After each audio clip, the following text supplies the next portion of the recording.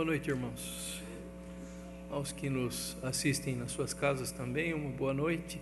Vamos dar início ao nosso trabalho de culto desta noite. E eu queria convidar a todos para que nos colocássemos em pé e vamos ler o texto juntos. Vamos ler o texto que está impresso no boletim. Esse texto que é distinguido com a informação principal, que é a esperança da glória. Vamos ler.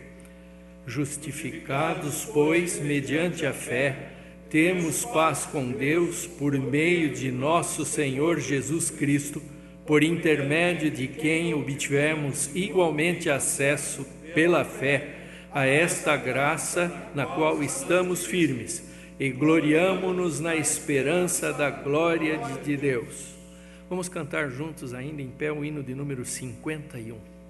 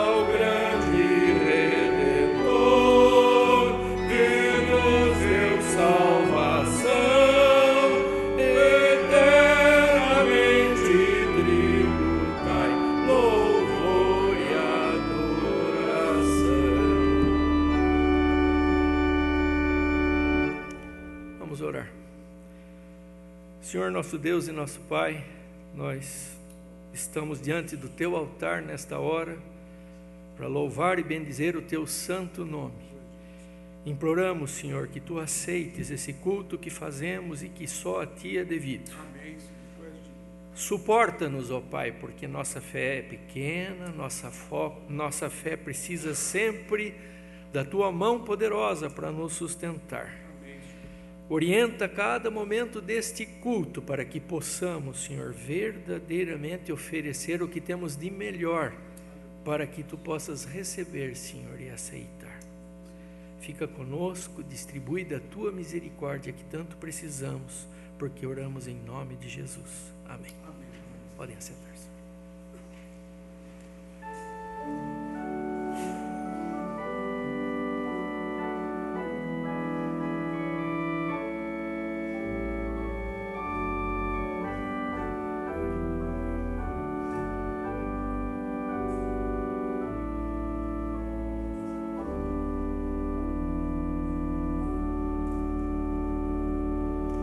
Estimados irmãos, a graça e a paz do Senhor Jesus estejam com todos. Iremos saudar a cada um neste amor maravilhoso, gracioso do nosso Deus. São bem-vindos à casa do Pai para participar desse serviço que não é religioso, mas é de absoluta devoção ao nosso Deus. Nós queremos acolher particularmente aos visitantes e conhecer se está entre nós alguém pela primeira vez. Se é a primeira vez que você vem estar conosco, por favor, coloque-se em pé onde você está. Iremos brindar a sua dileta visita. Tem gente ali atrás, aqui na frente. Você vai receber um abraço da nossa equipe diaconal e também uma singela lembrança pela sua visita aqui conosco. Aqui na frente, Reinaldo, faz favor. Na banda de lá tem um monte de gente que não foi atendida ainda. Gerson, isso, já vai chegar para todos vocês.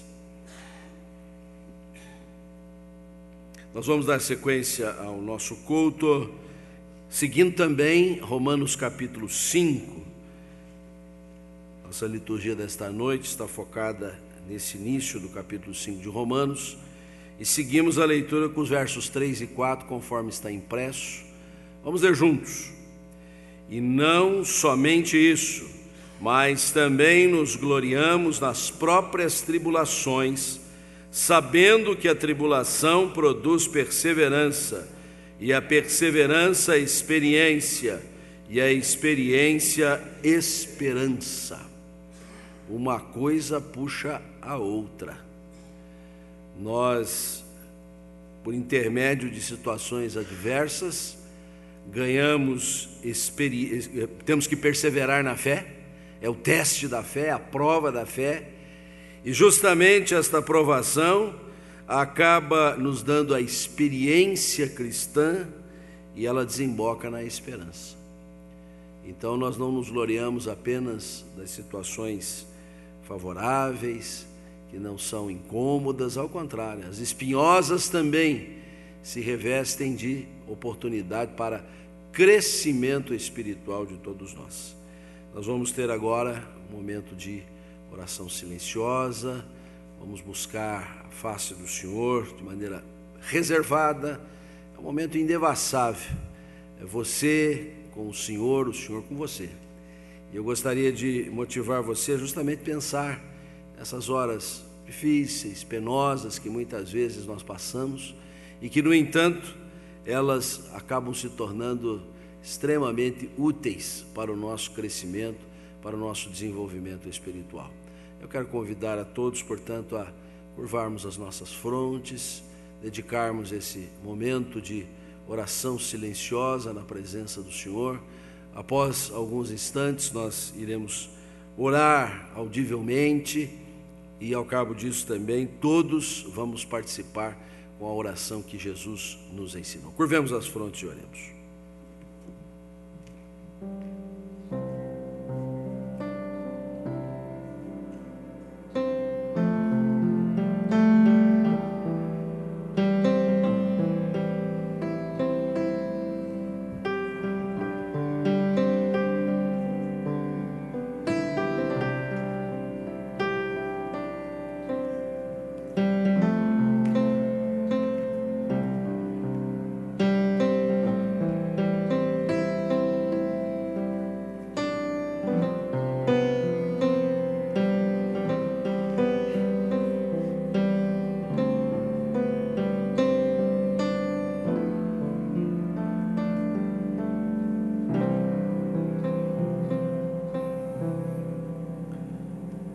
Eterno Deus, é uma hora muito preciosa essa, por estarmos na Tua casa, diante da Tua face bendita, podermos abrir o nosso coração, derramar a nossa alma, numa certeza, o Senhor está atento a cada um de nós. O Senhor tem um carinho muito especial e particular pelos Teus filhos. Por isso, Senhor, podemos orar confiantes que o Senhor ouve e atende a nossa súplica. Mesmo que muitas vezes, Senhor, a resposta que vem da Tua parte não coincide com aquilo que augurávamos, O Senhor nos surpreende, o Senhor excede as expectativas.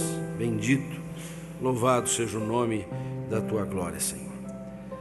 As lutas muitas vezes têm se revelado pesadas, mas o Senhor tem carregado o nosso fardo. O Senhor tem proposto uma troca tão abençoadora para nós. Jesus tem carregado o nosso fardo e nós podemos assumir o ônus do seu reino, que é leve, porque vem imbuído da graça, essa maravilhosa graça, essa eterna graça. Pelo que aqui, ó Deus, nós rogamos a Ti que acolhas a oração de cada um dos Teus filhos, a voz súplice daqueles que buscam ao Senhor humildemente, de todo o coração. O Senhor não negará bem algum. Assim te imploramos, te suplicamos e unimos o nosso coração. E uníssono também, oramos como Jesus nos ensinou, dizendo: Pai nosso que estás nos céus, santificado seja o teu nome. Venha o teu reino, seja feita a tua vontade, assim na terra como no céu. O pão nosso de cada dia nos dai hoje. Perdoa as nossas dívidas, assim como nós perdoamos aos nossos devedores. E não nos deixes cair em tentação, mas livra-nos do mal, pois teu é o reino, o poder e a glória para sempre. Amém.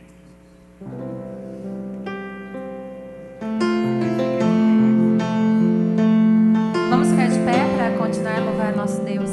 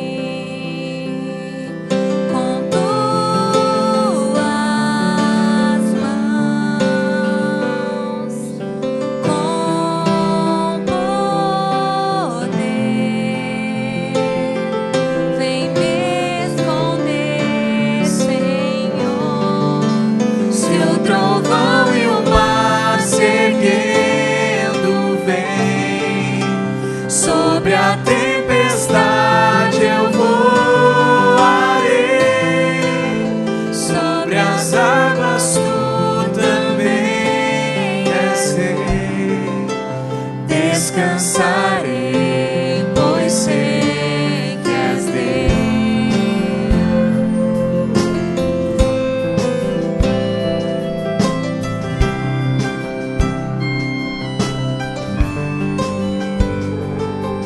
Minha alma está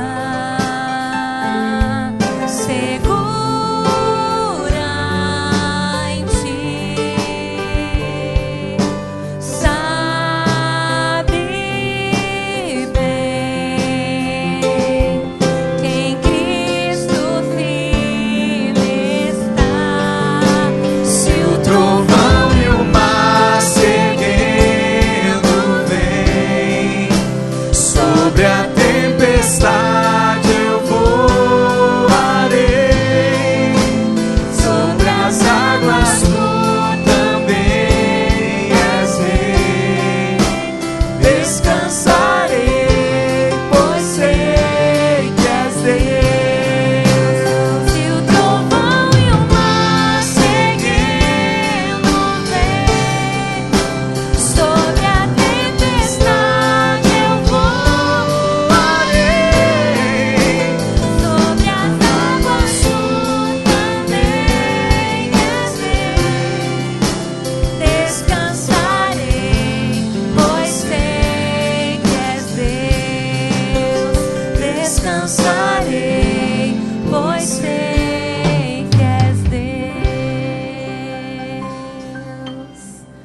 Esse Deus a quem nós louvamos é um Deus que realmente nós podemos descansar e entregar toda a nossa vida. É um Deus que reina sobre nós independente das circunstâncias. É esse Deus que está no nosso dia a dia e a qual nós testemunhamos através das nossas atitudes. Esse Deus que nós louvamos não só aqui nesse momento de louvor, de músicas, mas em todos os momentos da nossa vida, da nossa semana.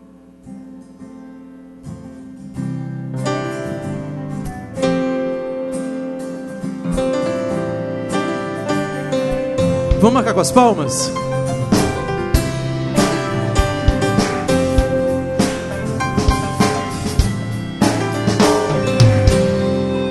Sobre toda a terra, sobre toda a terra tu és o rei, sobre as montanhas e o pôr do sol, uma coisa só, meu desejo é: vem reinar de novo em mim, reina em mim, com o teu poder, sobre a escuridão, sobre os sonhos meus, tu és o Senhor de tudo que sou. Vem reinar em mim, Senhor. Yeah, yeah, yeah. Sobre o meu pensar, tudo que eu falar, faz-me refletir a beleza que há em ti. Tu és para mim mais que tudo aqui. Vem reinar de novo em mim, reinar em mim, com o teu poder, sobre a escuridão, sobre os sonhos meus. Tu és o Senhor de tudo que sou.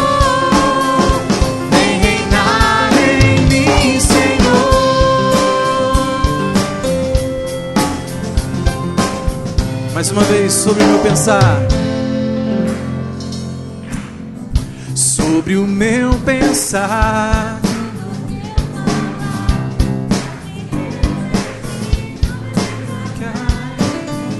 tu és para mim mais que tudo aqui. Vem reinar de novo em mim, reinar em mim, com o teu poder, sobre a escuridão, sobre os sonhos meus. Tu és o Senhor de tudo que sou. Vem reinar em mim, Senhor, reinar em mim, com o teu poder, sobre a escuridão, sobre os sonhos meus. Tu és o Senhor de tudo que sou.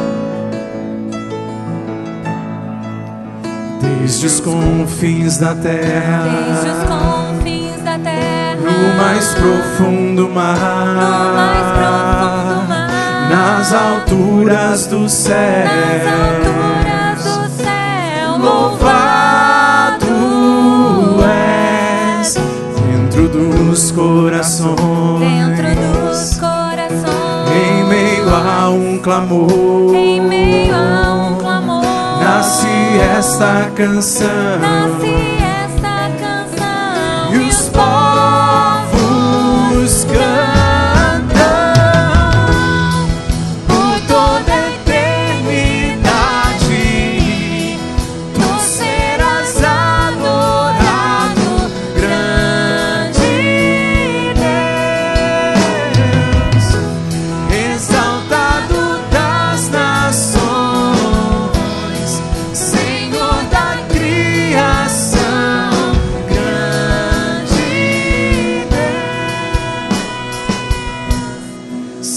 seja louvado. Desde os confins da terra, desde os confins da terra, no mais profundo mar, no mais profundo mar, nas alturas do céu, nas alturas do céu, louvado és dentro dos corações, dentro dos corações, em meio a um clamor, em meio a um clamor, nasce esta canção, nasce esta canção, e os povos cantam por toda a eternidade. Tu serás adorado, grande Deus, exaltado das nações, Senhor da criação, grande Deus. Seja louvado, seja louvado, seja louvado, seja louvado, seja louvado. seja louvado.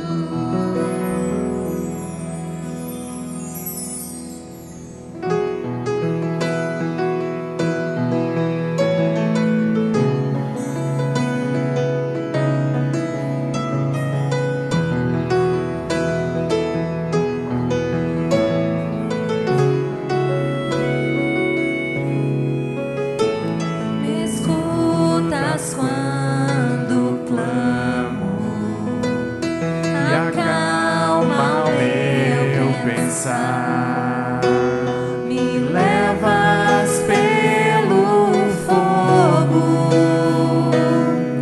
curando todo o meu ser.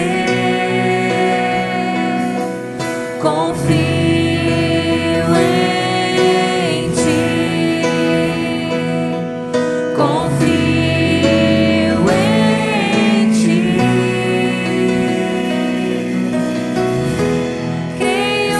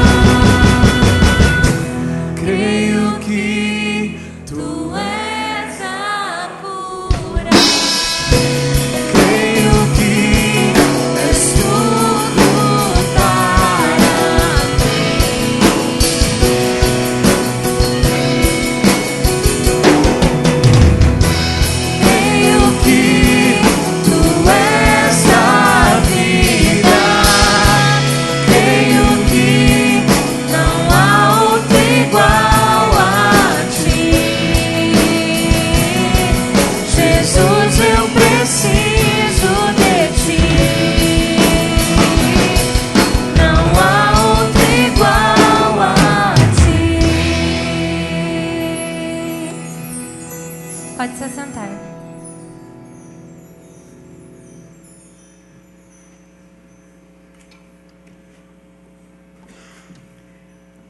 Olhando para nosso auxílio litúrgico, agora nós entramos nessa parte denominada amor comprovado.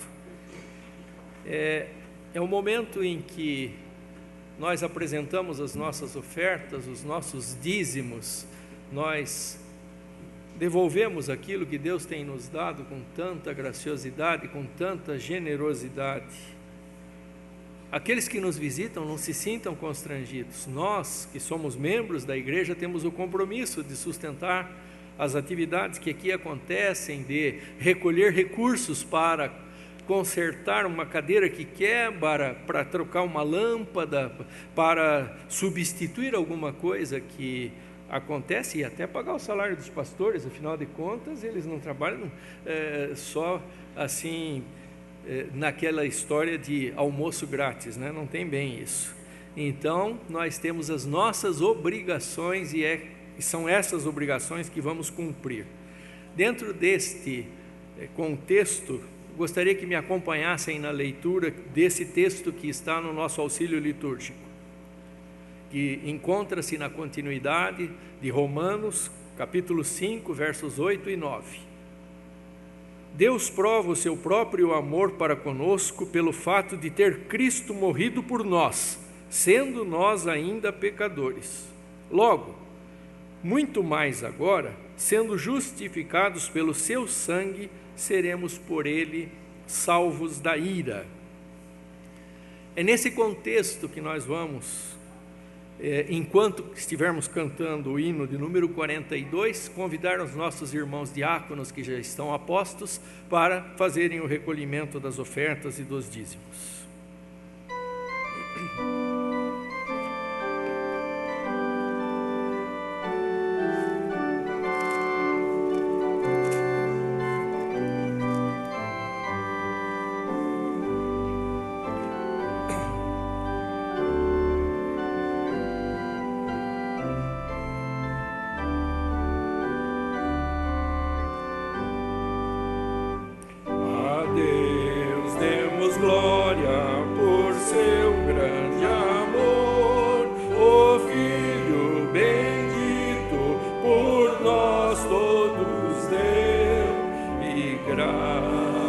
Concede ao mais vil pecador, abrindo-lhe a porta de entrada no céu.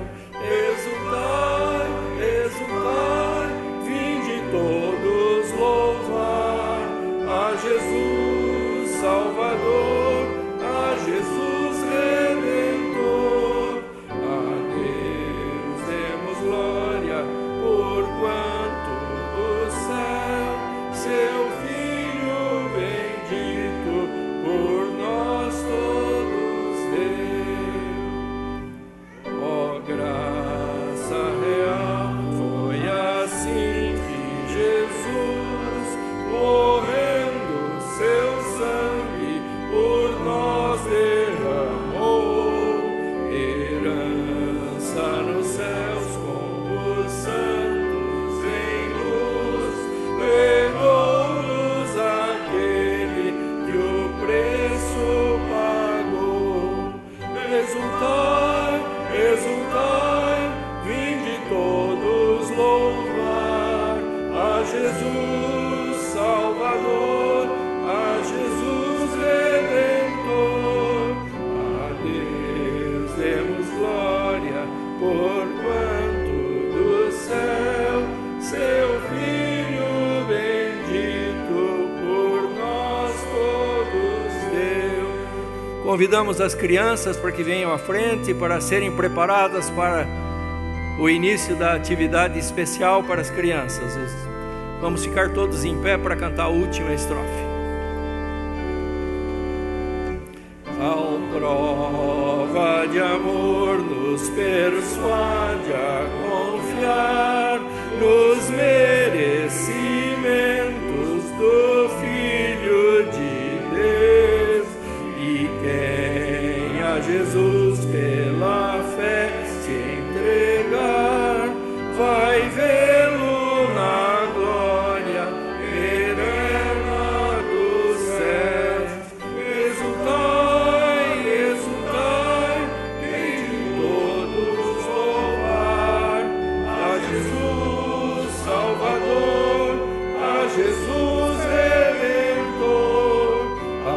Deus, demos glória, porquanto do céu seu Filho bendito por nós todos deu. Vamos orar. Deus amado, Deus de misericórdia, somos gratos porque Tu nos levaste a colocar estas ofertas, estes dízimos, para entregar, para que sejam trabalhados, Senhor, para a realização da Tua obra. Aceita-nos a nós nesta salva também, Senhor, para que o nosso trabalho possa ser um trabalho para o crescimento da Tua obra na terra. Distribui, Senhor, dessa misericórdia que tanto precisamos. Agora, Senhor, imploramos que Tu estejas olhando por estas crianças de maneira muito especial, Senhor. É a igreja do nosso hoje. Coloca, Senhor, nos corações delas a mensagem que vão carregar por toda a vida. Prepara-nos a nós também, Senhor, que vamos receber a mensagem que Tu já colocaste nos lábios do Teu servo que vai trazê-la agora para nós. Fica conosco, Senhor, e permite que possamos sair daqui preparados, Senhor, para falar da Tua presença nas nossas vidas, porque oramos por Jesus. Amém. Podem sentar.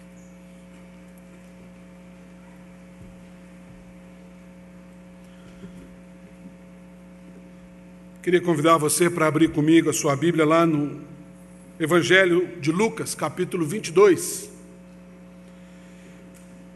Nós vamos ler a partir do versículo 14. E eu vou pedir para você manter a sua Bíblia aberta, porque a gente vai dar uma olhada em outros textos, é importante que você considere, ou então você mantenha o seu dispositivo ligado, seu celular, seja lá qual for, para que você possa também fazer uso aí e utilizar a sua Bíblia da melhor maneira possível.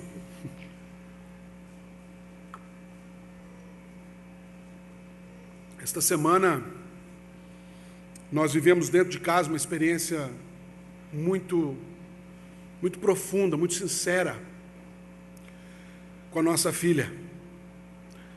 A Isabela tem sido um presente de Deus para nós. E a gente tem tido o privilégio de compartilhar algumas coisas dentro do que a gente imagina que seja a capacidade cognitiva dela, uma criança de 4 anos de idade.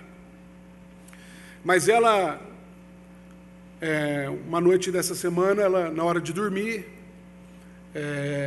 nós deitamos com ela, fizemos oração, como todas as noites, mas ela começou a teimar, e ela começou a falar assim: papai, eu quero ver Jesus, eu quero falar com Jesus. Falei: filha, a gente acabou de falar com Jesus, a gente acabou de fazer oração. Não, papai, eu quero ver Ele. Quero ver Jesus, quero brincar com Ele. Quero falar com Ele. Eu falei: filha, então... E a gente começa, né? Às vezes nós, pastores, teólogos, né? Isso tudo cai por terra quando a gente é emparedado com algumas questões como essa, e eu estou ali tentando contornar a Isabela, falando: filha, olha, vamos fazer o seguinte, olha, Jesus, Ele mora dentro de você, então a gente vai falar com Ele lá dentro, e Ele vai falar com você, aquele exercício de fé, sabe? E aí a gente orou mais uma vez com ela, e a gente ficou com aquilo, ela ficou até meio chorosinha, assim: eu quero falar com Jesus, eu quero ver Jesus, que até preocupado com essa história de eu quero ver Jesus. Aí a gente foi deitar, eu com a minha esposa, os dois assim, pensando naquilo, e a gente orou naquela noite. E a gente falou assim: pai, eu sei que a Isabela não está assim nas nossas mãos, no tocante à fé. A fé é um dom do Senhor. É o Senhor que pode abrir o entendimento dela para que ela conheça o Senhor. E a gente tem tentado aqui, de alguma maneira, ensinar a criança no caminho que ela deve andar, para quando crescer, ela não se esquecer dele. Mas o que ela está pedindo eu não posso fazer, então, por favor, eu não quero que a minha filha cresça com a frustração de ter pedido para o Senhor falar com ela e o Senhor não falou.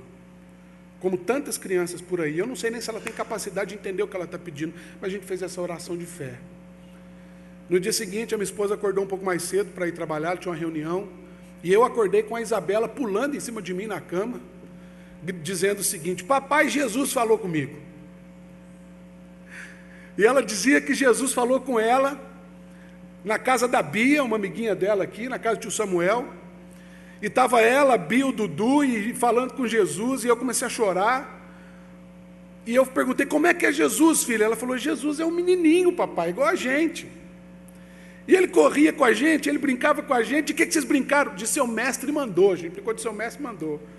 Como é que foi essa brincadeira? A gente estava num barco, ele mandou a gente jogar rede de um lado, a gente puxou, tinha peixe. E ela começou a contar um tanto de história, tão empolgada, e eu comecei a desabar em lágrimas, que eu falei, o Senhor é fiel. A gente às vezes coloca Deus assim numa caixinha, achando que Deus só funciona daquele jeito, sabe? E Deus nos surpreende, Deus nos surpreende. Eu falei, eu não sei como, eu não sei nem se eu estou sendo assim, forçando a barra com Deus, mas uma coisa eu sei. O Senhor honrou o compromisso, entre aspas, dele conosco, quando ele disse, eis que estou convosco todos os dias, até a consumação do século. E eu dou esse testemunho, queridos, porque quando a gente vai ler a palavra, nós estamos nesse ano estudando a reforma, alguns pilares da reforma protestante, e nesse início de caminhada desse ano, nós estamos ressaltando a importância das Escrituras, o legado que a reforma trouxe para nós, acerca do lugar das Escrituras no nosso coração, na nossa vida. E esse episódio que eu presenciei e estou testemunhando para os irmãos nessa noite, é algo que encoraja o meu coração a dizer para você, creia na palavra do Senhor. Creia. Ah, mas pastor, parece um absurdo. Creia. Porque não tem absurdo maior do que o escândalo da cruz.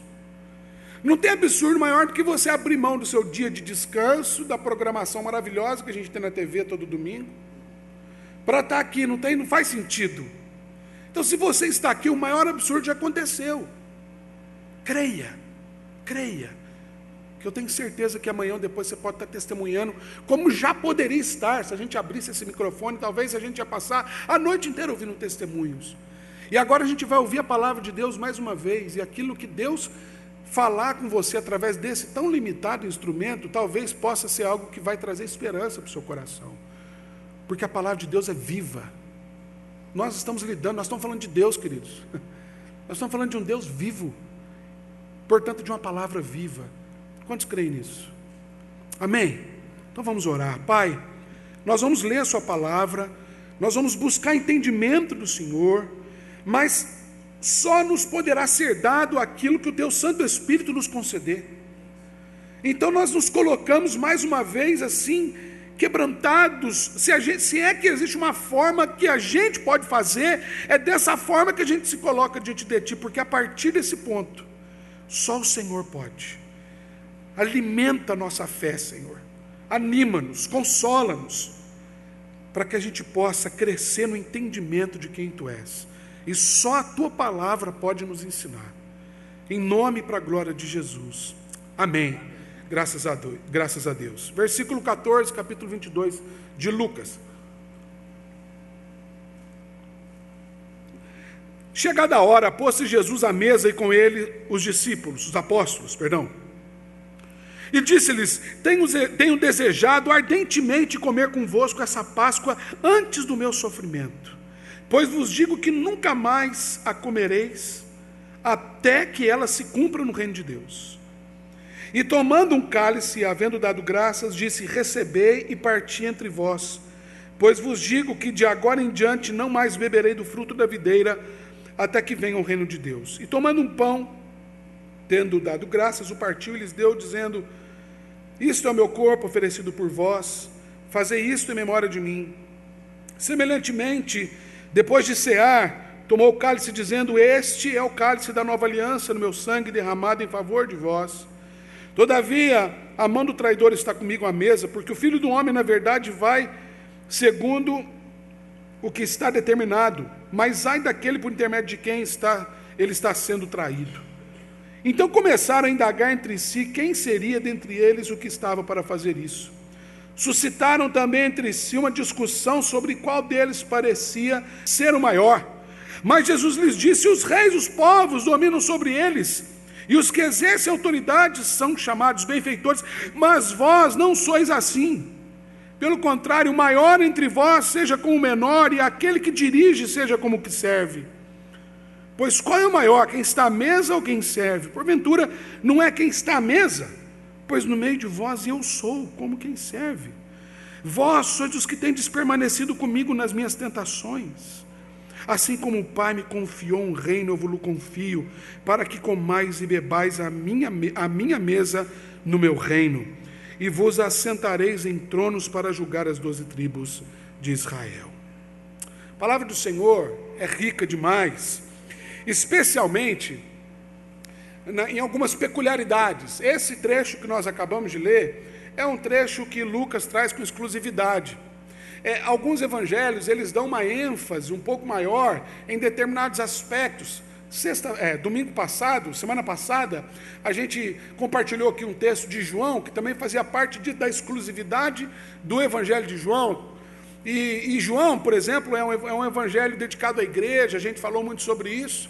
E Lucas tem uma leitura de Jesus que é peculiar. Lucas escreve sobre Jesus numa perspectiva de experiência humana, numa perspectiva de testemunho, de vivência. Lucas, ele, por exemplo, tem no seu relato, que junto com o livro de Atos dos Apóstolos, soma uma grande parcela do Novo Testamento, e ele, por exemplo, escreve que ele se preocupou em examinar cuidadosamente o conteúdo que ele estava escrevendo, a veracidade daquilo, a autenticidade daquilo, e mais, ele tentou naquilo que era possível, porque ele estava escrevendo uma história que ele mesmo talvez não tenha participado como testemunho ocular, então ele estava se preocupando em colocar esses eventos de ordem cronológica, buscando um maior entendimento na perspectiva que ele estava apresentando, que é Jesus como o Filho do Homem, Jesus como um de nós. Por isso que Lucas, por exemplo, traz uma genealogia de Jesus que começa em Adão, aliás, que liga Jesus a Adão, diferente da genealogia que Mateus apresenta para nós, que liga Jesus a Abraão, porque ele está escrevendo uma outra perspectiva, não é a nossa matéria aqui. Mas esse texto de Lucas, ele tem uma narrativa muito peculiar, especialmente em volta da narrativa da Santa Ceia, esse momento tão importante na vida da igreja, que nós vamos ter oportunidade de participar no próximo domingo, e talvez por isso o Senhor esteja querendo compartilhar conosco um entendimento mais profundo acerca do que isso significa, para que a gente possa melhorar a nossa participação nesse sacramento tão importante na vida da igreja. Mas o texto que a gente estava lendo, que a gente acabou de ler, ele começa numa expressão muito interessante. Note comigo, ele diz assim, Lucas narra que Jesus se colocou de uma forma muito especial, muito específica. Ele diz, chegada a hora, pôs-se Jesus à mesa e com ele os seus apóstolos. Uma versão, a NVI vai dizer que chegando a hora, Jesus se reclinou à mesa, ele se posicionou na mesa e ele começou a dizer para os apóstolos algo muito sincero, muito profundo e apoteótico, porque ele diz assim, tenho desejado ansiosamente comer convosco essa Páscoa antes do meu sofrimento. Para aí. Só esse chegada a hora, do versículo 14, e essa fala de Jesus, tenho desejado ansiosamente, já é matéria para a gente ficar um ano aqui estudando. Porque quando ele fala, chegada a hora, pôs-se Jesus à mesa, e ele diz o seguinte, eu tenho desejado ardentemente comer convosco esta Páscoa. Queridos, a Bíblia nos ensina, dentro da cristologia, da teologia em volta de Cristo, que o sangue de Jesus, que a obra vicária de Jesus, o sacrifício de Jesus, é conhecido e testemunhado desde antes da fundação do mundo.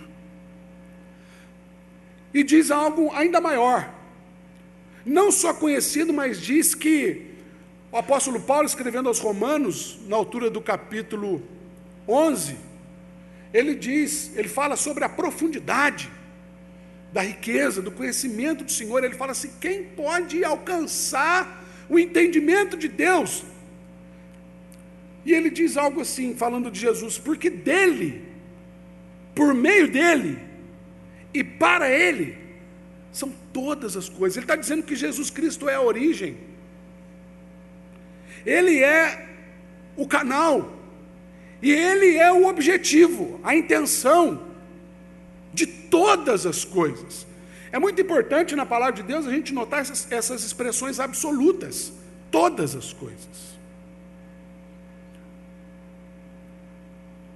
João, quando fala de Jesus, diz que ele estava na criação, ele era o princípio da criação, porque no princípio era o verbo, e ele vai dizer que esse verbo, essa palavra é Jesus. Então, a gente precisa inverter algumas coisas para entender a profundidade desse momento. Porque, via de regra, nós colocamos o advento de Jesus Cristo como algo que aconteceu na história há pouco mais de 2000 anos atrás.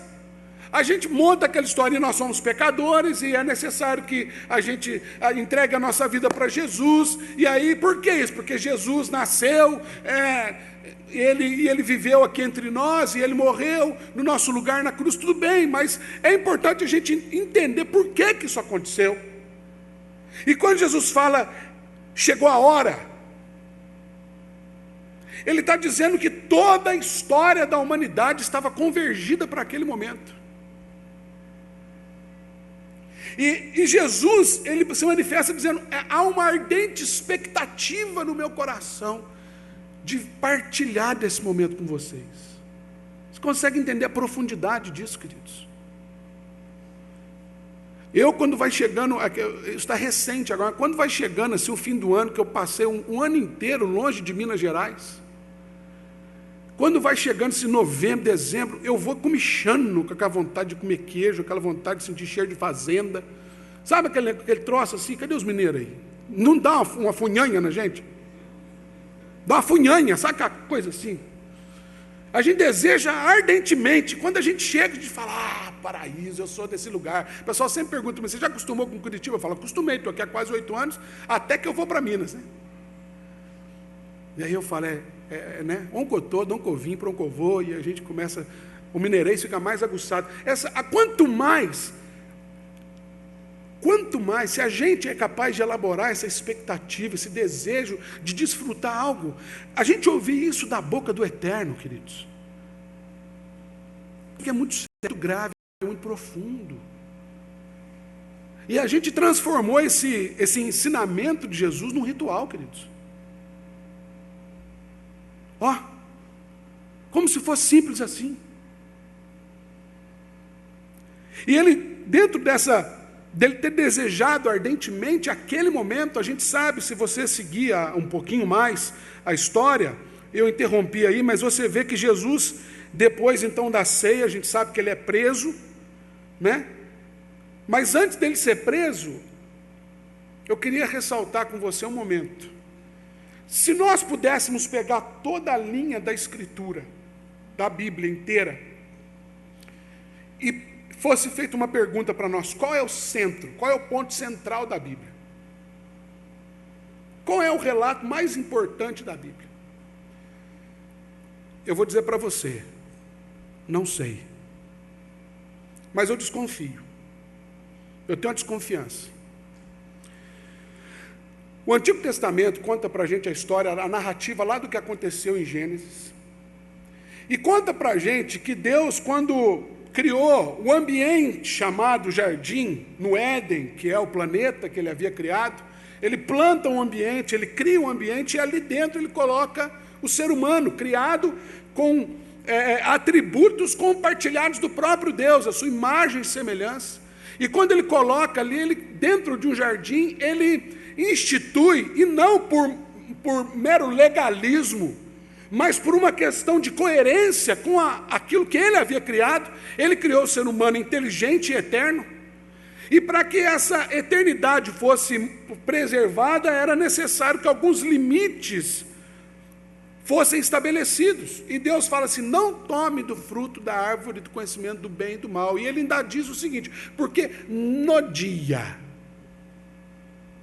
em que dele comerdes, certamente morrereis. Note, Deus não disse assim, porque se um dia vocês comerem, Depois você examina sua Bíblia lá em Gênesis 3, que eu não quero me ater a isso, mas ele aponta, ele fala assim, no dia. Mais cedo ou mais tarde vai chegar esse dia. E aqui a gente vê um relato dizendo, chegada a hora. Começa a ligar esses pontos comigo. Aí Jesus, ele presencia esse momento, institui a Santa Ceia, e ele é levado novamente para um... Ah, não, eu esqueci de dizer o que aconteceu no jardim. Eu sei que você já sabe, mas só para eu poder seguir o meu raciocínio, o que acontece ali é uma desobediência. E a desobediência colocou toda a humanidade debaixo de uma condição de desobediência. A gente chama isso de pecado e todas as suas implicações. Vamos voltar lá. Então Jesus, antes de ser preso, ele é levado para onde? Para um jardim. Nossa, que coisa interessante. E ele é colocado diante de uma escolha, porque a oração que Jesus faz no Getsemane, versículos 39 a 46, de Lucas 22, são os seguintes: Senhor, eu estou provando a humanidade. Isso aqui é a leitura darwinista do texto. Ele pega e diz assim, Senhor, eu estou provando a humanidade. Provar da humanidade me coloca vulnerável a muita coisa, inclusive a minha vontade. E a minha vontade, nesse momento, não é seguir em frente. A minha vontade é o seguinte, se tiver uma outra forma da gente resolver esse problema, que não seja o que vai seguir a partir desse momento, eu gostaria que o Senhor fizesse. O que ele está dizendo? Eu não quero morrer. As chibatadas vão machucar. Eu vou sangrar. Senhor, passa de mim esse cálice. Contudo, seja feita a tua vontade e não a minha. Esse é o ponto mais alto da Bíblia. Porque nesse momento, a desobediência de Adão foi suplantada pela obediência de Cristo. Jesus não veio para morrer na cruz, queridos. A morte de Jesus na cruz foi consequência da obediência dele. Porque o próprio Deus instituiu que o salário do pecado é a morte. Alguém tem que morrer nessa história. Percebe isso? Então esse momento aqui, chegada a hora, e o desejo ardente de Jesus é muito forte. E esse desejo ardente de Jesus, voltando para a história, era de compartilhar com os discípulos aquele momento. Em outras palavras, queridos, Deus tem um desejo ardente, uma expectativa contundente a nosso respeito, tanto quanto Jesus tinha em relação aos seus apóstolos, que é de compartilhar conosco, de cear conosco, de nos incluir naquilo que Ele está fazendo, de nos convidar para um entendimento, uma vez mais, da grande missão de Deus. O cristianismo é a revelação de uma grande missão de Deus, e nesse ponto eu faço uma outra parada. Porque Jesus diz assim, então eu tenho desejado ardentemente comer convosco esta Páscoa antes do meu sofrimento. Pois vos digo que nunca mais comereis até que se cumpra no reino de Deus. A última palavra de Jesus na cruz, você se lembra qual foi? Está consumado, está cumprido. A gente acha que esse cumprimento do reino de Deus é algo que está longe de nós. Mas esse cumprimento do reino de Deus foi consumado, queridos. Ainda não plenamente, porque se isso não acontecesse, não faria o menor sentido a gente ministrar a Santa Ceia. Porque a gente crê na ministração da Santa Ceia, o nosso entendimento acerca da Santa Ceia não é que o pão e o vinho se transformam literalmente em corpo, nem tampouco que o corpo e o sangue de Jesus entram naqueles elementos, muito menos uma celebração de mera memória do que Jesus fez. Nosso entendimento acerca da Santa Ceia, nós reformados, presbiterianos, nós entendemos que a presença de Jesus é real, não no elemento em si, mas no encontro, na partilha. Então Jesus, quando instituiu a Santa Ceia, ele está dizendo que essa, uma vez mais, nessa primeira palavra aqui, que ele vai tomar com a gente, é todas as vezes que a gente participa da Santa Ceia, ele está presente conosco, porque o reino de Deus já foi inaugurado, queridos. Ele já está aqui presente em nós. E aí a gente vai dar mais um passo para entender a grande dificuldade dos discípulos, porque Jesus instituiu então a Santa Ceia, né, nessa perspectiva. E olha, vamos voltar um pouquinho à fita. Jesus começa dizendo como é bom estar com vocês, ó, quão bom e quão suave, unidos irmãos, maravilha, eu tenho desejado esse momento ardentemente. E ele está ministrando assim, até que ele diz um negócio esquisito. Fala assim, ó gente, preciso dizer na real aqui, na moral, alguém aqui vai me trair. Meu Deus do céu. Imagina, lá em casa funciona assim. Eu estou sabendo de alguma coisa que a minha esposa não sabe. Às vezes eu nem estou sabendo, eu só quero causar o terror mesmo. Então eu chego e falo assim, amor, estou sabendo um negócio que você não sabe, vou contar só amanhã. É só lá em casa que acontece isso. Não é não, irmãos? Com todo respeito às irmãs. Né? Elas também vão ter oportunidade de falar, porque também acontece, não estou querendo, né? Mas lá em casa é assim, basta colocar alguma coisinha na reta, um sentimento de autocomiseração, de autoacusação, dependendo do que for, gente, a Lidiane começa a suar frio. Ela começa a fazer uma revisão, aonde que eu fui, o que eu falei, com quem que eu falei, onde que eu saí, e aquilo ali para tomar posse dela. Foi mais ou menos esse o sentimento.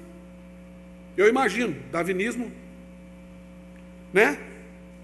E esse transtorno foi tão grande que Jesus nem acabou de fazer o negócio, um já virou e falou, foi você, tem certeza que é você? Eu? Não foi você. E começou a discussão ali, não, porque eu estou sentado mais perto do mestre. Como você pode falar? Não, aí o outro fala assim, mas fui eu que puxei a rede de peixe. Aí o outro fala, aí Pedro, então fala assim, aí eu andei sobre as águas, vocês não andaram, ninguém, não pode ser eu. E começa a discussão danada. A ponto de Jesus ter que chegar e falar, ei, o que está acontecendo aqui, pelo amor de Deus? Agora, isso não acontece com a gente, né? O Senhor com a maior expectativa de ser revelado, e nós estamos reunindo para quê? Como igreja, nós estamos reunindo para quê?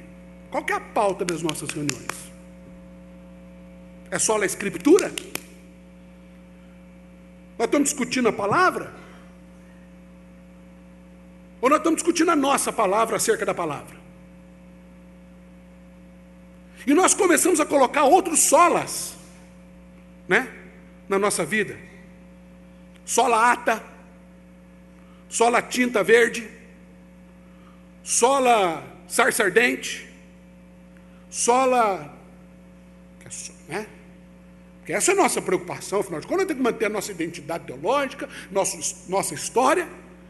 Enquanto isso, há um desejo ardente, uma expectativa contundente do Senhor em se encontrar conosco, em compartilhar conosco o que Ele está fazendo. Porque Ele está falando que a mesa é do reino. E o reino, queridos, é maior que a igreja. O que é a igreja diante do reino de Deus? Então, há uma diferença muito grande que a gente precisa entender aqui acerca da importância desse momento. Porque Jesus se manifestou historicamente, e continua se manifestando de 3 formas. Pensa comigo aqui. A primeira delas é literalmente através de teofanias, de manifestações sobrenaturais. Por exemplo, Daniel na cova dos leões. Foram lançados 3 homens lá dentro. Viram um quarto. Né? Voltando um pouco à fita, Moisés, que viu uma sarça ardente, né? Moisés era presbiteriano, e ele viu uma sarça ardente que pegava fogo, não se consumia. É um Deus falando para ele, tira a sandália, você não tem higiene, moço, aqui dentro o negócio está limpo, acabou de passar a faxineira, tira a sandália dos seus pés, aqui é santo, e ele não sei entender que é negócio todo. Se tem alguém que tinha confusão acerca de Deus, era Moisés. Mas não é sobre isso que eu quero falar. E tantas outras manifestações inexplicáveis. Deus se manifesta. Aliás, a segunda forma como Deus se manifestava era justamente através de sinais. Milagres. Agora, então, você tem uma palavra, você tem um ensinamento, essa era a palavra que eu não achei quando eu falei de manifestação. Historicamente, Deus se manifestou com ensinamentos, e ele se apresentava ou realizava sinais miraculosos. Agora, cá entre nós, quando Jesus surgiu pregando o Evangelho,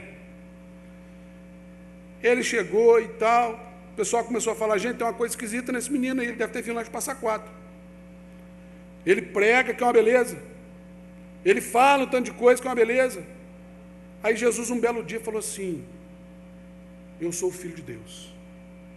Aí a pessoa falou, não, você é o filho do Zé Carpinteiro, rapaz. Meu filho jogou bola com você. Sua mãe é a Dona Maria lá. Quem mais não é filho de Deus? Porque tudo bem que você traga um ensinamento, porque a gente já tem sinais históricos de que ensinamento, né? Aliás, a gente foi guiado por ensinamento, as tábuas da lei, o testemunho dos profetas. E tudo bem que você até faz os milagres assim meio, né? O Senhor ressuscita mortos. Mas isso Elias também fez. O Senhor curou cegos, leprosos, mas isso a gente já viu acontecendo. Então, assim, menos. Filho de Deus, não. Até esse ponto, queridos, a gente não tem nenhuma dificuldade de entender Jesus.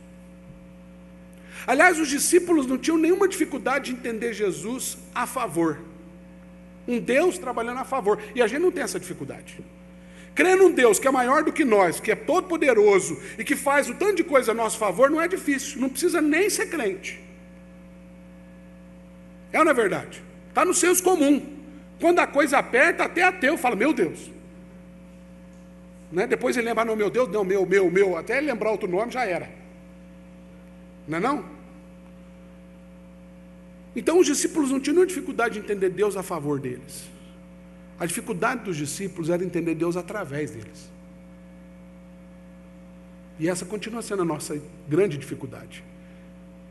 E esse é o ensinamento que Jesus está trazendo na Santa Ceia. Porque note, quando ele institui a Santa Ceia, enquanto o pessoal está discutindo acerca de um tanto de coisa, ele pega, note comigo os pequenos detalhes do texto. Versículo 19. E tomando um pão, tendo dado graças, o partiu e lhes deu, dizendo, isto é o meu corpo. Eu não sou muito bom de português, me sinto até constrangido diante do reverendo Juarez, com todo o seu conhecimento, Academia Brasileira Evangélica, e, né, de letras e tudo que ele fala, umas palavras que eu nem sei o que significa. Mas, um pouquinho que eu sei é o seguinte, quando algo está em posse, eu chamo de isso. Não é, reverendo? Agora, quando eu vou apontar alguma coisa, eu uso o quê? Isto. Eu tive cuidado de examinar esse texto para não falar heresia para os irmãos dessa vez. E o texto original indica para a gente que é isto. Então pensa comigo. Jesus estava com um pedaço de pão, ele partiu o pão e disse, isto é o meu corpo. Onde é que ele estava? Na mesa. Com os apóstolos em volta. Então, queridos, não me resta outro entendimento acerca disso, senão, não é isso aqui. É isto aqui. É a nossa comunhão. O corpo de Jesus não é um elemento, queridos. Não é uma matéria. O corpo de Jesus é a comunhão. Por isso que ele mesmo disse, onde estiverem dois ou mais, por que não um? Porque Deus é Elohim. Deus é Pai, Filho e Espírito Santo. Deus é a comunidade. Se ele criou a gente a partir dele, ele não criou uma pessoa, ele criou uma comunidade. Logo, ele se revela na comunhão, na comunidade. O anseio de Jesus não era instituir um sacramento. Chegou a hora da gente comer a ceia diferente, né? Não, o anseio de Jesus era de tal maneira passar a se manifestar através daquele encontro, da comunhão. E ele faz a mesma coisa com o cálice. Este é o meu cálice, este entendimento, este momento marcante na história, porque é a partir desse encontro que a igreja vai se organizar, que a igreja vai avançar. Porque aquele que estava inimigo agora é reconciliado, aquele que não era nem considerado povo, agora é povo. Onde? Na mesa, no encontro, na comunhão. Mas nós muitas vezes ainda estamos como os discípulos. Não, eu sou maior. Não. E é interessante que essa é um trocadilho aqui, maior. A primeira vez que ele diz maior, no versículo 26, ele está falando assim, ó, mas vós não sois assim. Pelo contrário, o maior entre vós seja como o menor. Ele está falando de idade. Essa primeira maior e menor é de idade. O mais novo seja como o mais velho. Ele poderia usar o inverso para dizer assim, não tem idade. Não tem idade para servir. E é por isso que depois ele diz, aliás, não é pela idade, mas é pela condição de servo. Tem muito adolescente aqui se achando senhor. E tem muito senhor se achando adolescente. Ou criança. Dizendo, eu não posso servir a Deus porque eu não sei falar. Quantos exemplos você quer que eu dê para você na Bíblia de jeito que não sabia falar? Até um gago tinha. Aí o mais novo fala assim, eu não sei. Aí você vê um testemunho desse como a minha filha, e você fala, como é que Deus não usa uma criança para testemunhar? Porque a questão é como a gente se coloca diante de Deus. Enquanto a gente estiver se reunindo para discutir formato, ata, teologia mesmo, que seja, um tanto de outras coisas, nós não vai ter encontro entre nós. Aliás, a reforma protestante nunca foi, até onde me consta, inicialmente, a intenção nunca foi dividir. Por isso a palavra reforma. A intenção era buscar o entendimento. Mas o fato de, às vezes, a gente levantar a bandeira de Calvino, o outro levanta a bandeira do Armínio, o outro levanta a bandeira do Lutero, o outro levanta a bandeira do Chapeludo, o outro levanta a bandeira do dono da emissora, o outro levanta a bandeira daquele que dá o caldo, o outro do que molha a testa, e um tanto de gente assim, e o evangelho fica onde? Porque a reforma protestante trouxe para nós um legado, queridos, que nós não podemos perder, que é o sacerdócio de todos da igreja. É a missão de Deus através da igreja. Aliás, a igreja só é igreja se ela se percebe missionária. Porque crente não vira missionário. Nós fazemos parte de uma missão que é de Deus, queridos. E esse momento ele é apoteótico porque ele é a melhor tradução possível da missão de Deus. Deus vem, essa palavra difícil, tabernacular conosco. Estar presente nesse tabernáculo, nessa vida, nesse encontro. O dia que nós entendemos que Deus está presente aqui nesse lugar, como está presente em tantos outros lugares, o dia que nós entendemos o que significa reunir em torno da palavra de Deus, por meio do Espírito, na ação do Espírito, o nosso culto vai ser diferente. Enquanto a gente estiver saindo aqui da igreja pensando assim, o culto hoje estava bom. O culto hoje não estava bom. Isso aqui não é fast food não, irmão. Porque o culto não é para você. O culto é para Deus. Até Judas não foi usado para ele mesmo, foi usado para Deus. Até o traidor, Deus usou para ele. O que você está querendo rogar para você? Se liga. E Jesus termina então usando um verbo profundo para identificar essa natureza serviçal da igreja. O entendimento. Eu estava dizendo que Jesus ele trouxe um entendimento e ensinamento e manifestações, sinais. Mas o que verdadeiramente nos dá o entendimento acerca de quem é Jesus é quando ele se revela. A revelação de Deus, ela não tem outra, não tem profeta que se revelou como Deus, não tem sinal que se revelou como Deus.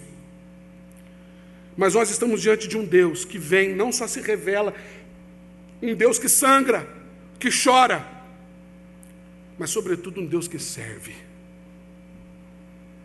O verdadeiro ensino da palavra de Deus é servir uns aos outros. Servir uns aos outros. Em amor. Em amor. Se o Evangelho não está nos levando para isso, queridos, eu não sei que Evangelho nós estamos lendo. E eu digo para complementar mais uma coisa para você. Quando Jesus fala assim: vós sois os que tendes permanecido comigo nas minhas tentações.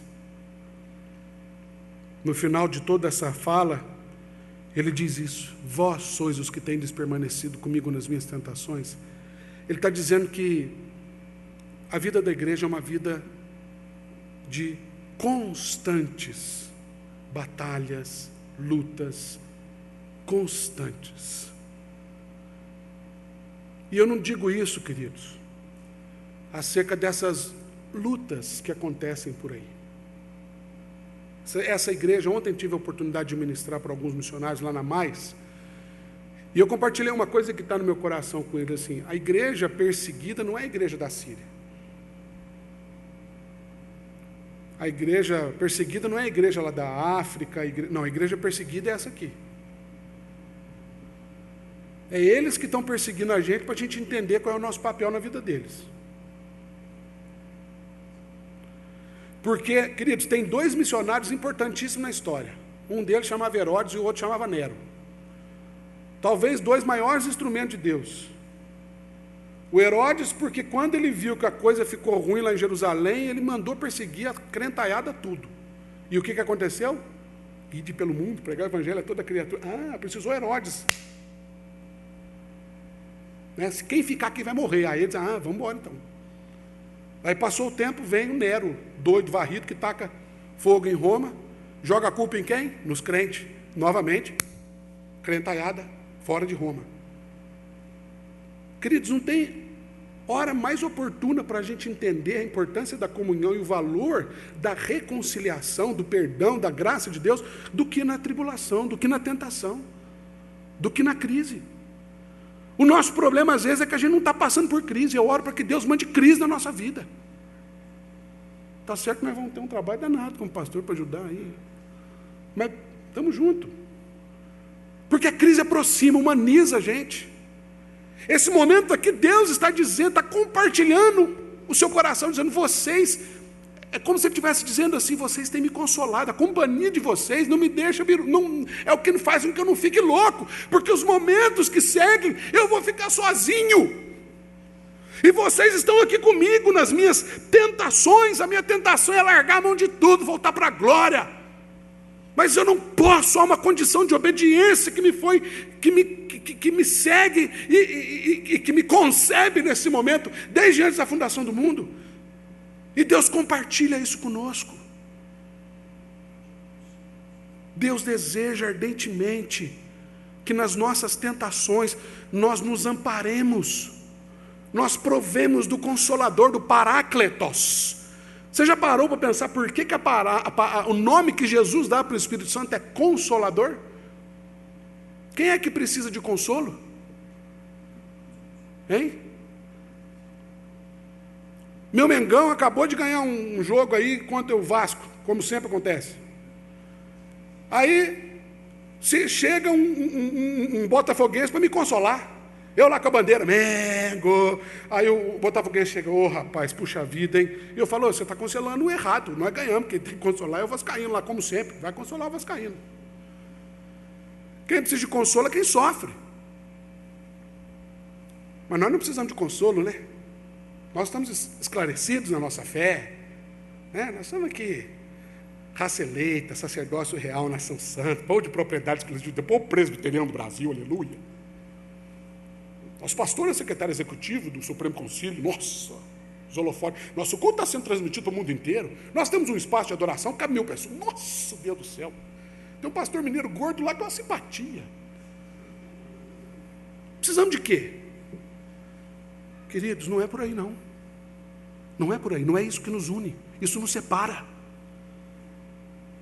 Isso causa divergências entre nós. A minha oração, queridos, é para que a gente recupere o verdadeiro sentido de ser igreja por meio do ensinamento de Jesus. E que no próximo domingo a gente possa se reunir aqui para tomar a Santa Ceia, ciente do profundo e verdadeiro significado, do desejo profundo de Deus de se manifestar. Não é por nós, não. É em nós, pelo que ainda não conhece. Deus não está trabalhando mais em favor de nós, Deus está trabalhando em favor daquele que ainda não conhece. Só que Ele trabalha através de nós. Enquanto eu não ver pedra falando por aí, significa que Deus ainda acredita na gente. Porque Jesus falou que o dia que a gente parar, as pedras vão clamar. Graças a Deus eu ainda não vi uma pedra falando. Então Deus aposta na gente, Deus investe na gente. Deus tem investido nessa igreja. Nós temos participado agora aqui do momento de ofertório. Deus tem investido na nossa vida. Eu testemunho disso como pastor. Deus tem investido e pesado na nossa vida. Por quê? Porque Deus tem expectativa a meu respeito. Deus tem expectativa a seu respeito. Ele deseja se manifestar através da comunhão que você mantém. Mas qual comunhão você tem concebido? Nem mesmo nós aqui dentro da igreja nos conhecemos direito. Se não é um núcleo para salvar a nossa relação, nós somos estranhos, em terra estranha. Precisamos nos aproximar, estar mais próximos, unidos, porque nisso o Consolador se manifesta. Que Deus nos ajude e que sejamos assim, que nós estejamos respondendo à expectativa do Eterno a nosso respeito. Amém, queridos? Nós vamos encerrar cantando o hino de número 40, e eu quero terminar de modo diferente. Quero convidar uma vez mais você, que ouviu essa palavra, que precisa de consolo, precisa de dar um passo a mais na sua vida, precisa entender o significado do anseio de Deus. Quero convidar você, sai do seu lugar, vem aqui na frente, nós vamos orar por você, nós vamos estar juntos, né? A palavra do Senhor diz: está alguém entre vós, alegre, cante louvores, mas se tem alguém entre vós, doente, enfermo, aflito, ore, chama os presbíteros da igreja, ore junto. Nós precisamos orar mais juntos, queridos, né? Não tem nenhum poder sobrenatural aqui na frente, não. Eu estou convidando você, vamos estar mais próximos, se você deseja, não por persuasão, mas por entendimento. Nós queremos ter o privilégio, a oportunidade de orar por você enquanto cantamos o hino 40. Você pode sair do seu lugar e vir para cá enquanto a gente canta, se você desejar. Cantemos.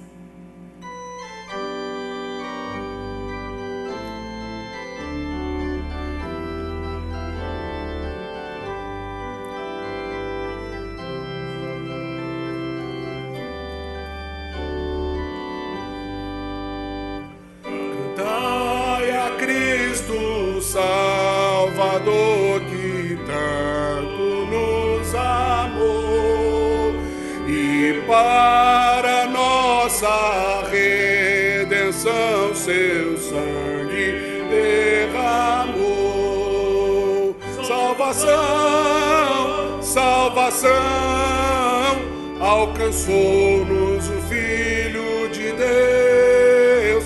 Salvação, salvação, aleluia ao Filho de Deus. Cantai o amor celestial, o amor do grande Deus. Divina flama consumir os ris pecados meus. Salvação, salvação, alcançou-nos o Filho de Deus.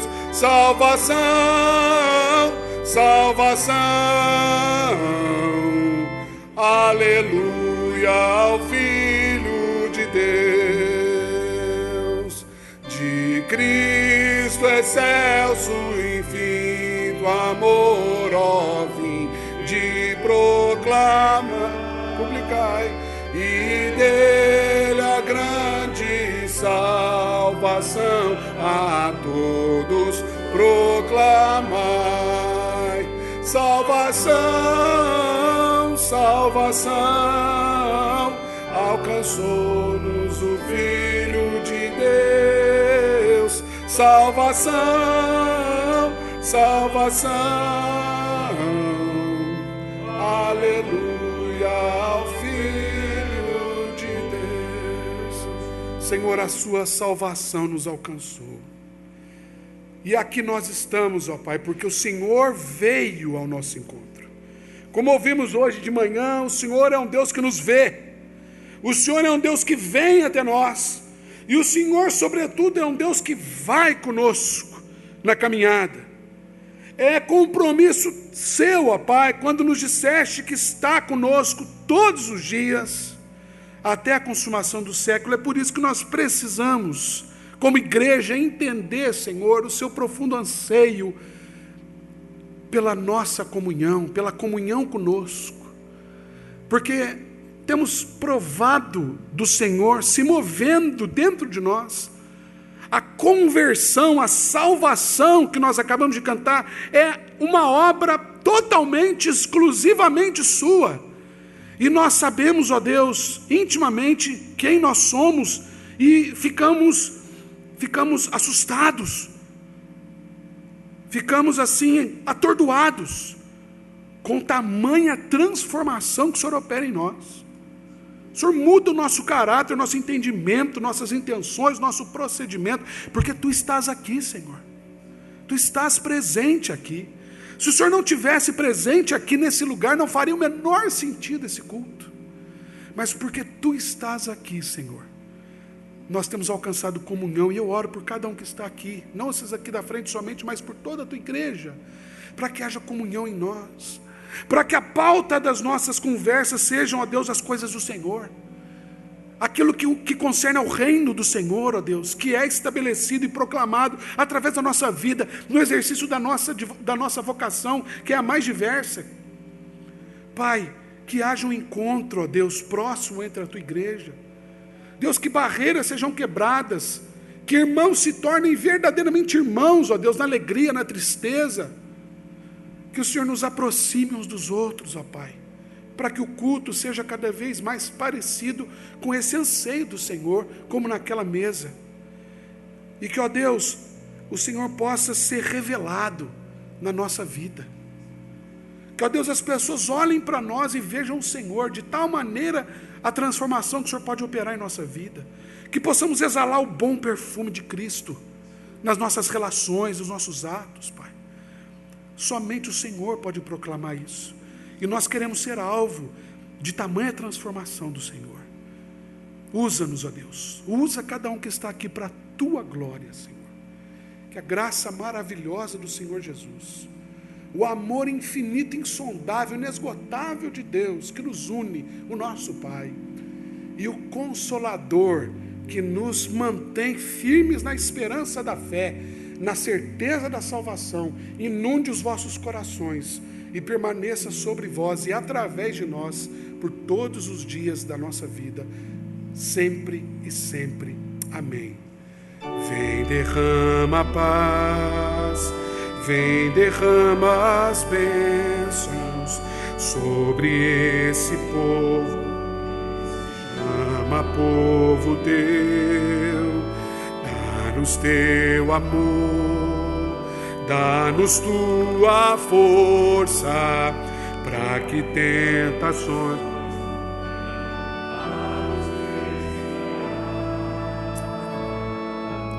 e a glória seja dada a ti, pelo que tens feito, pelo que tens sido, pelo que farás em nós.